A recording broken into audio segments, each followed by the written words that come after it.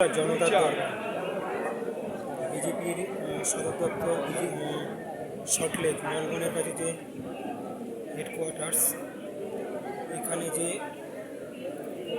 জনতার জন্য পাবলিকের জন্য যে আলাদা উইন্ডোটা খোলা হয়েছে, সেখানে তার পরিস্থিতি